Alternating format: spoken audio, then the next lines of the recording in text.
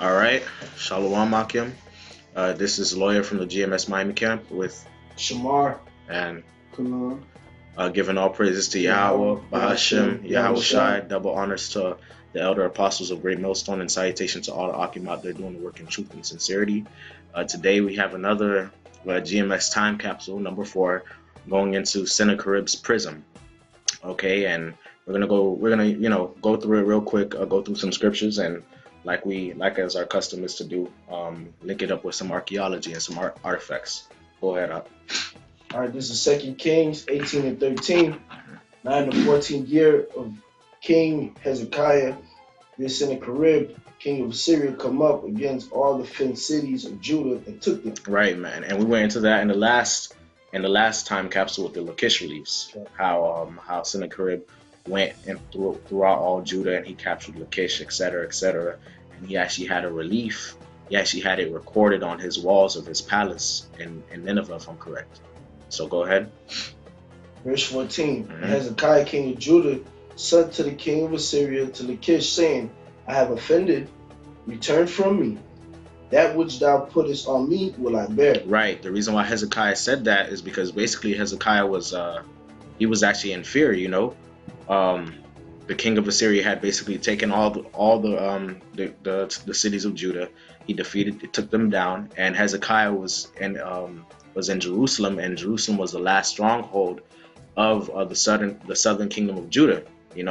Lachish was the second stronghold, but the king of Assyria had already taken them down. So Hezekiah is pleading to the king of Assyria, I've offended because the kings of Judah were paying tribute to Sennacherib and to the kings of Assyria, but Hezekiah was one of those kings that didn't pay the tribute to the king of Assyria. So as basically payback, as recompense, the king of Assyria came up against Judah and decided to take them down, because the kings of Assyria, they did not like that kind of stuff, man. If you pledged to pay tribute to them, then you were going to do it, or risk being invaded. So Hezekiah pleaded with the king of Assyria, said, I'll pay whatever you want, just get away from my kingdom. Keep reading. And the king of Assyria appointed unto Hezekiah, king of Judah, 300 talents of silver and 30 talents of gold. Right, man. So remember that Hezekiah is in Jerusalem. He feels cornered. He feels like he's backed into a corner, and he sends to Hezekiah 300 talents of silver and 30 talents of gold. Remember, that's a key point. We're gonna get into that, and when we get into Sennacherib's Prism. Keep reading. And Hezekiah gave him all the silver that was found in the house of the Lord and in the treasures of the king's house. At that time, the Hezekiah cut off the gold from the doors of the temple of the Lord and from the pillars which Hezekiah, king of Judah, had overlaid, and gave it to the king of Assyria. Right. So you see him, doing all he can to make sure that he appeases the king of Assyria, Sennacherib, of his wrath. Keep reading. And the king of Assyria sent Tartan and Rabshakeh and Rabshakeh from Lachish to King Hezekiah with a great host against Jerusalem. Right. So the king of Assyria sends his ambassadors to Jerusalem, surrounds Jerusalem with an army, and basically this ambassador is going to say a few things that we're gonna highlight. Go ahead. And they went up and came to Jerusalem, and when they would come up, they came and stood by the conduit of the upper pool, which is in the highway of the fuller's field. And when they had called to the king, there came out to them like him, and the son of Hilkiah, which was over the household, and Shebna the scribe, and Joah the son of Asaph the recorder.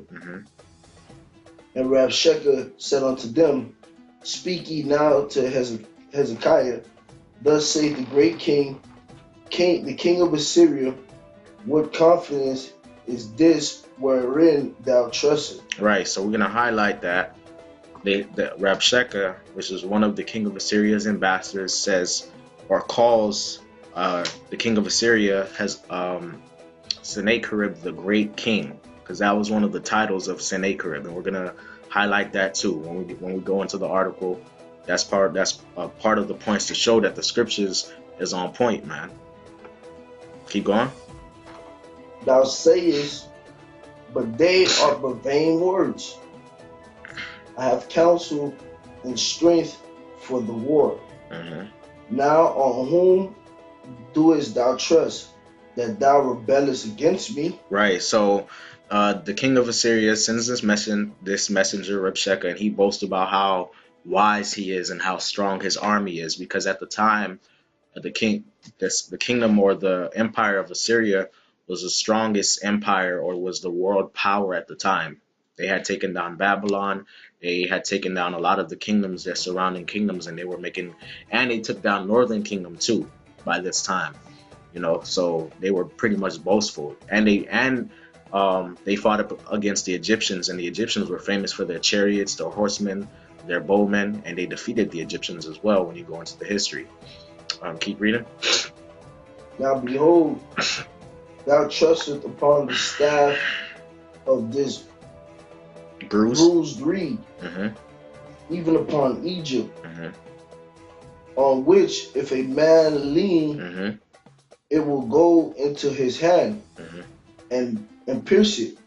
So is Pharaoh king of Egypt unto all that trust on him. Right. So Rabshakeh is telling Hezekiah's ambassadors, Hezekiah's scribe, his recorder, his top men, why are you what confidence that do you have that to be rebelling against the great king of Assyria, and if you do have this confidence, make sure it's not in the king of Egypt or the Pharaoh or Egypt, because if you trust on the pharaohs or if you trust on Egypt, it's not going to profit you. And there's a reason why he's saying that. And the reason why Rabshakeh said that is because the Assyrians had defeated the Egyptian army. So we're going to go into this article. We're going to go to this article, www.biblehhistory.com/empires/prism.html. And we're going to go into the account recorded on the prism. So if you would read that up. It reads, the account recorded on the prism. On the 6 inscribed sides of the clay prism, King Sennacherib recorded 8 military campaigns undertaken against various peoples who refused to submit to Assyrian domination. Right. So that's exactly what I was saying earlier. The Assyrians, the Assyrian kings did not like that. And when you read, I think it's 2 Kings, the 17th chapter, where the northern kingdom was taken down. One of the reasons why the Assyrian kings came up against Northern Kingdom during the time of Hoshea the king was because they decided not to pay tribute to the kings of Assyria. So keep reading. It reads, in all instances, he claims to have been victorious. As part of the 3rd campaign, he besieged Jerusalem and imposed heavy tribute on Hezekiah. Right, because Hezekiah had asked him, what, I'll give you anything. I'll give you any tribute you want. Just go away from me. And he demanded that Hezekiah pay him 300 talents of silver and 30 talents of gold. Go ahead. King of Judea, a story also related in the Bible, where Sennacherib is said to have been defeated by the angel of the Lord, who slew 185,000 Assyrian soldiers. In parentheses, 2 Kings 18-19. Right, and that's where you find the account, and you also find the account, if I'm correct, in Isaiah as well. So yeah, keep reading up. Here is an exact rendering of Sennacherib's haughty introductory declaration about himself and his 3rd campaign. Right, Sennacherib's haughty introduction declaration is recorded on the prism, man. Go ahead. Sennacherib, the great king. Read that again. Sennacherib, the great king. Sennacherib, the great king, like we read in 2 Kings 18. We read how Rabshakeh, his ambassador, basically regarded him or called him the great king, the king of Assyria. Go ahead.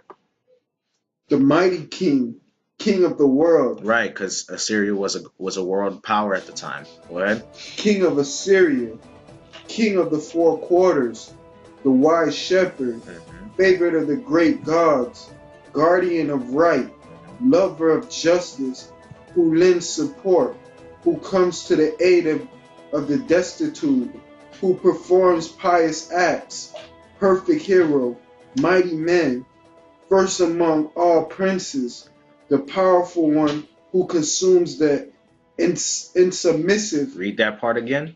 The powerful one who consumes the insubmissive. What's that going into? That's going into how they was jacking up the kingdoms that wouldn't submit to them, man. That wouldn't pay heavy tribute. Keep going.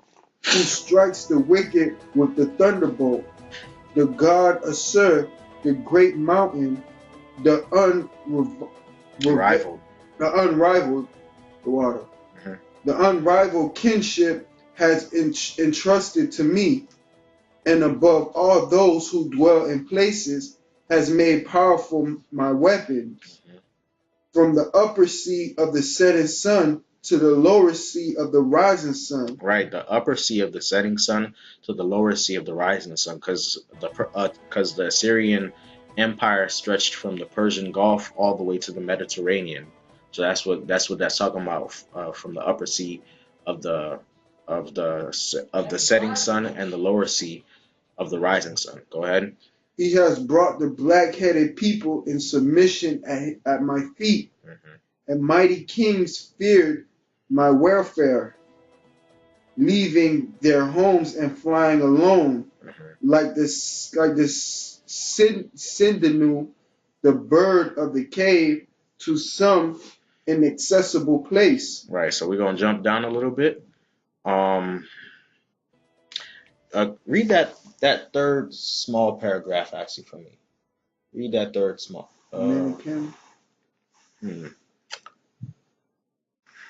Menachem. Yeah, from Menachem. From Menachem, the Shem Cimarronite, Tubalu, the Sidonite, Abdilidi, the Avarite, Salaki. Yeah. These names are wild, man. Yeah, these heathens got some weird names, man.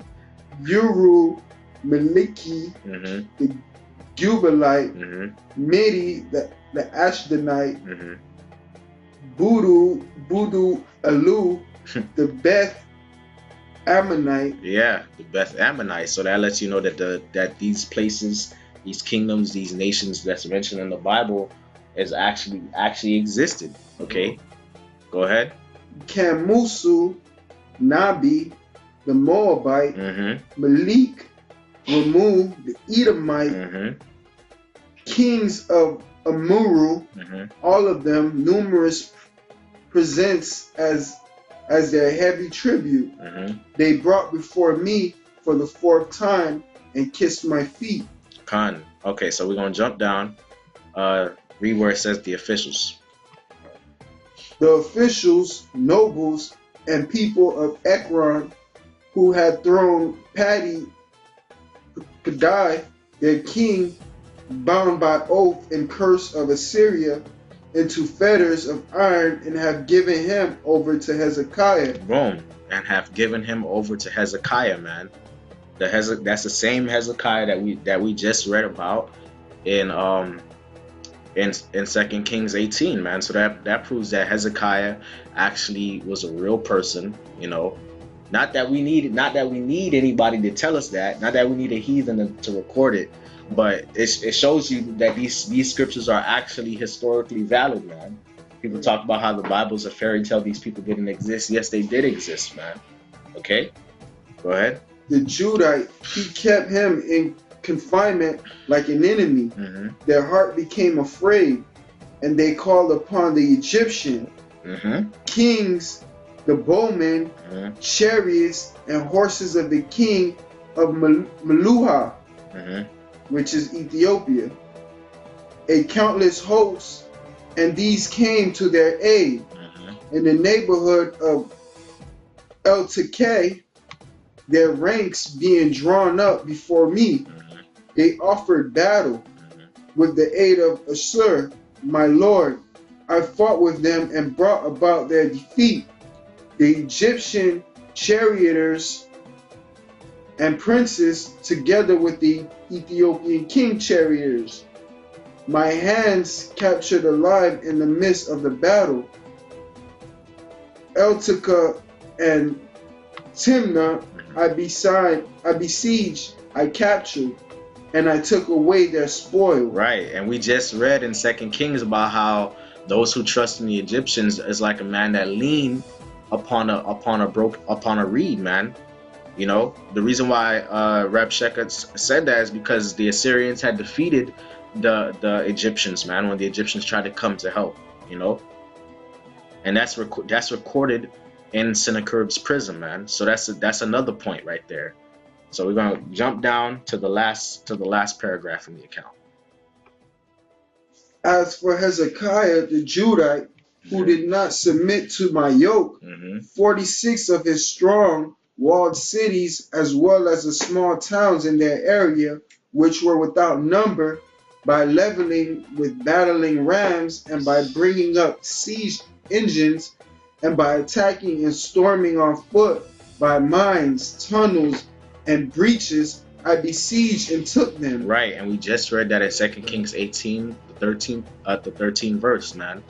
Okay, so keep reading. 200,150 people, great and small, male and female, horses, mules, asses, camels, cattle, and sheep without number, I brought away from them and counted as spoil.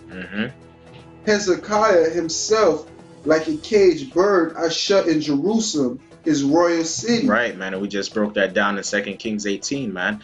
The king of Assyria came up against all the cities of Judah and took them, man, and Hezekiah was left alone in Jerusalem. Okay, Jerusalem was the last stronghold for the kingdom of Judah, man. So Hezekiah had nowhere to run. And when you read the account in Isaiah, you read the account in Kings, it paints that picture exactly, man. Okay, and Hezekiah prayed to the Lord and everything, and the Lord sent him the prophet Isaiah, man. We're going to get into that a little bit later. Just finish reading this account. I threw up earthworks against him, the one coming out of the city gate. I turned back to his misery, his cities, which I despoiled.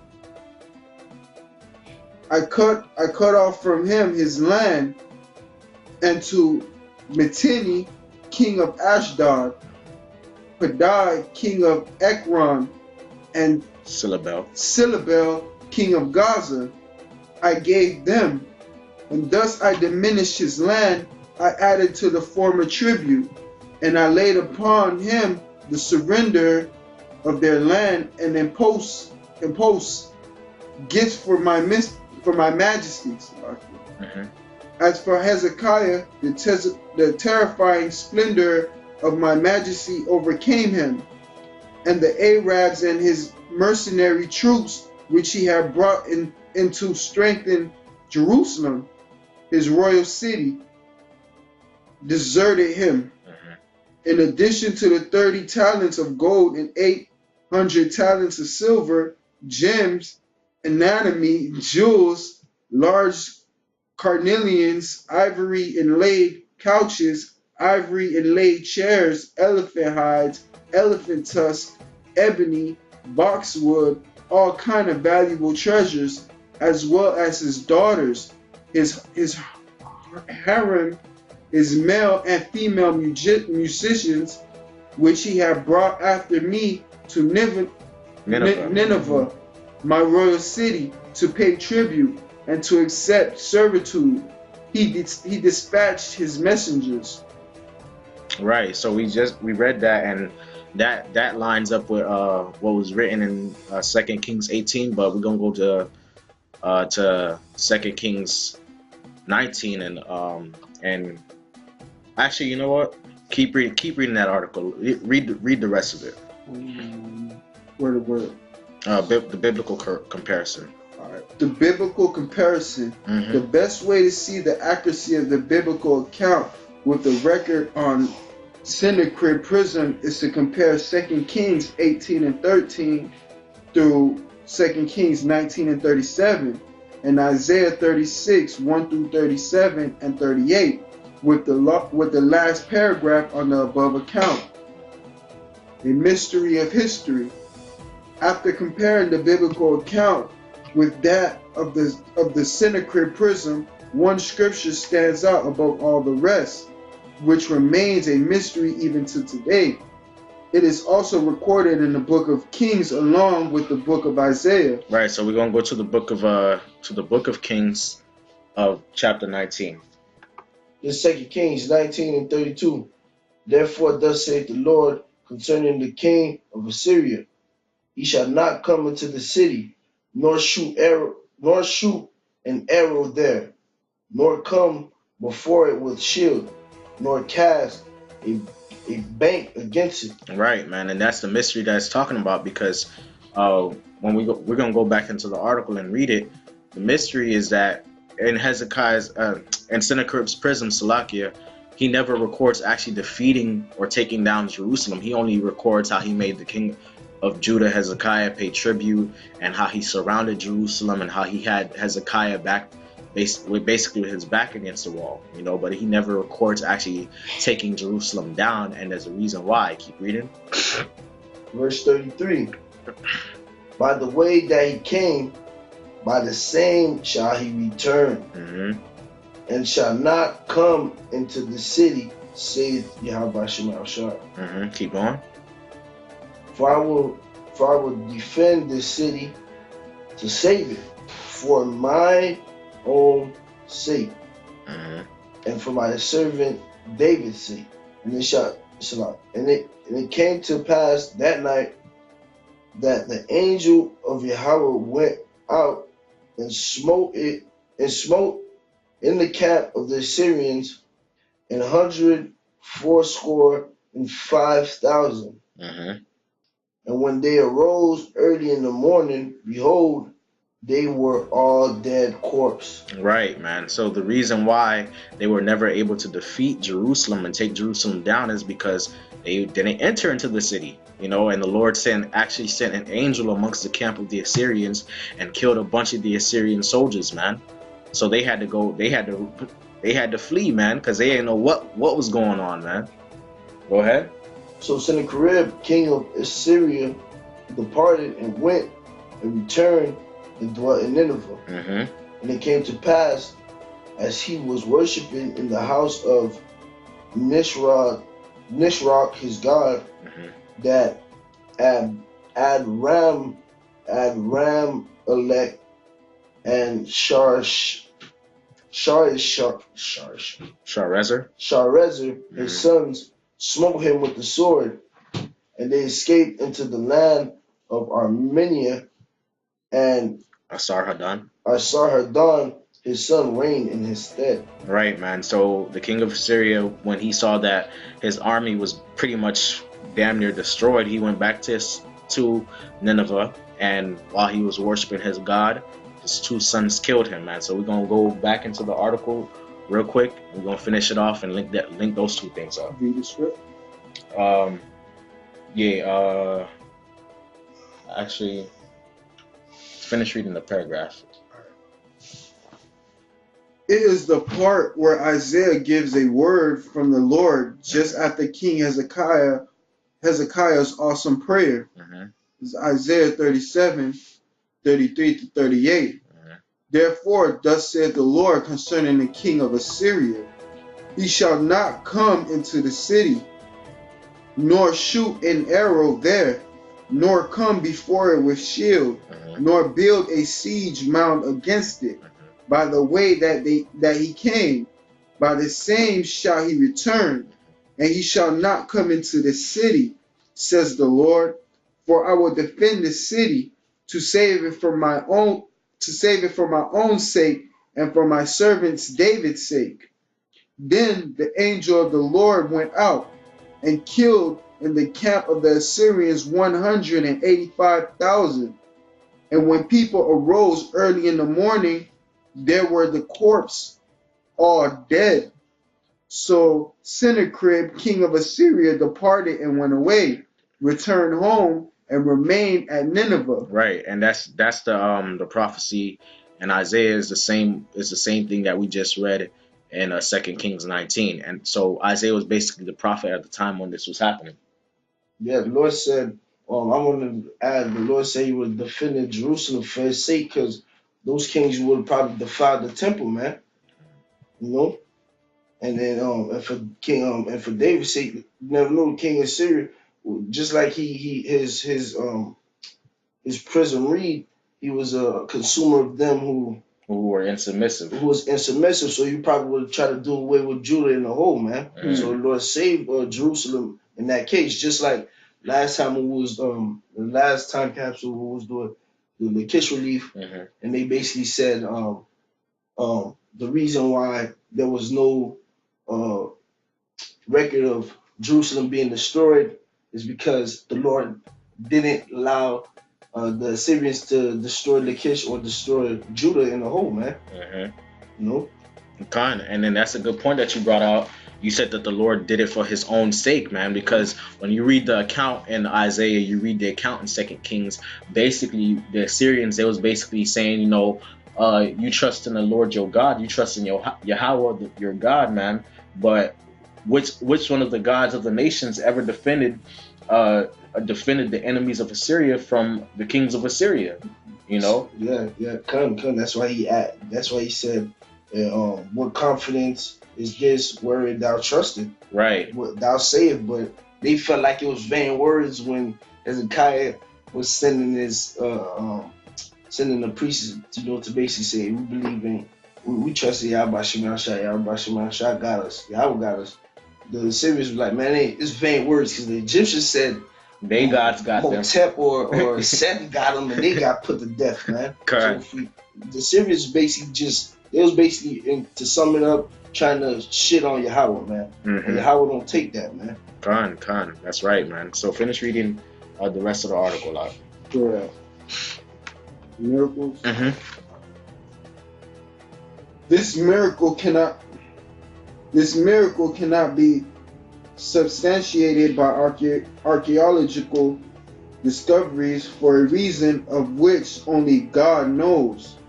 But all of the places seem to fit together, because even today no one has determined exactly why Sennacherib did not even enter Jerusalem with his great army once it was besieged.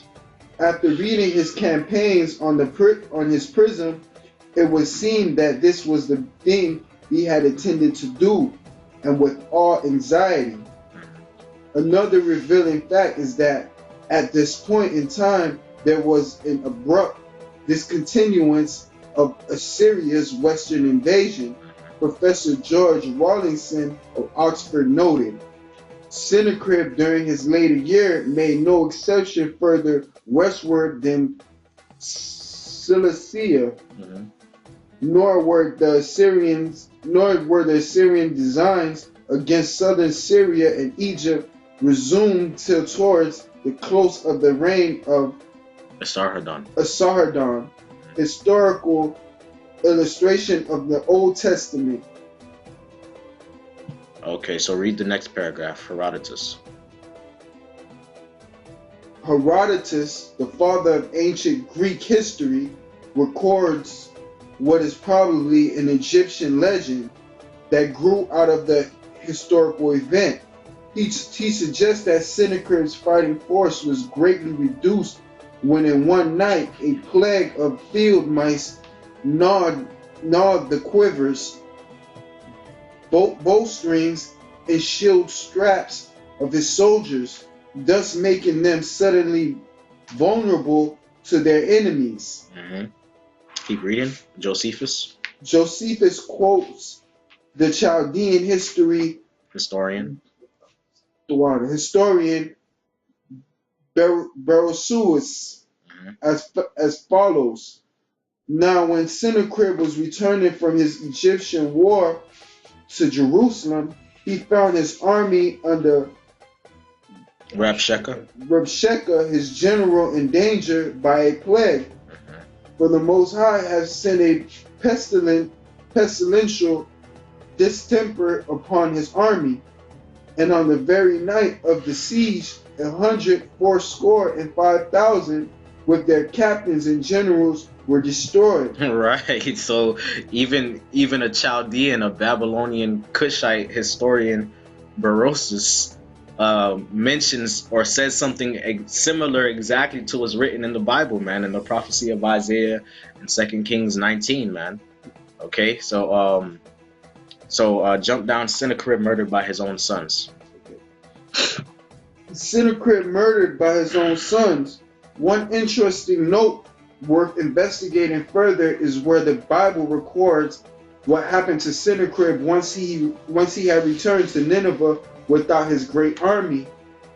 In reviewing the background of the situation, King Hezekiah was intensely concerned about the armies of the Assyrian king Sennacherib.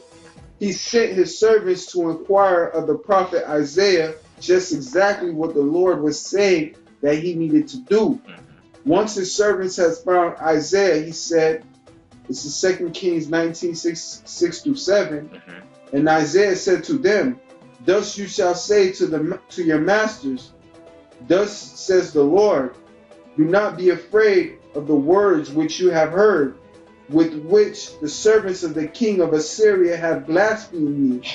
Surely I will send a spirit upon him, and he shall hear a rumor and return to his own land, and I will cause him to fall by the sword in his own land.